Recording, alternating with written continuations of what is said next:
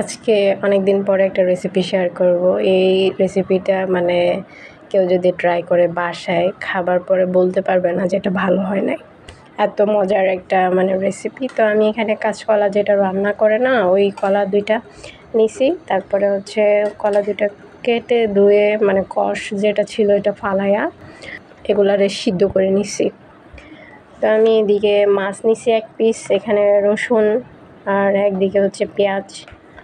তো পেঁয়াজ রসুন 2টাই কুচি করে নিয়েছি, লাগবে। আর হচ্ছে মাছটাকে আমি কাঁটাগুলো ফালাই দিব। এখন মাছ আমার হয়ে গেছে। তারপরে এই কলাগুলো আমি খোসা সহকারে বাইটা নিব, পানি ছাড়া একদম।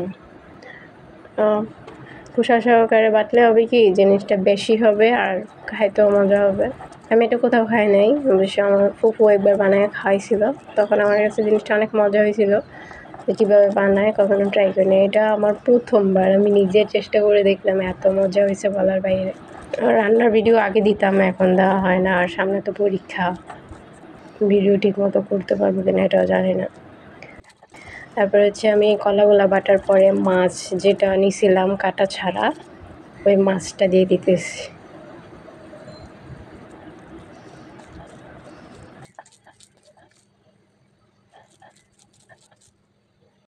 তারপরে আমি কড়াইয়ের মধ্যে একটা তেল গরম করে নিয়েছি, আর হচ্ছে পেঁয়াজ, তারপরে সব মশলা দিয়ে দিব, হলুদ, মরিচ, গরম মশলা, আর রসুন বাটা, যা যা আছে সবগুলো আমি দিয়ে দেবো।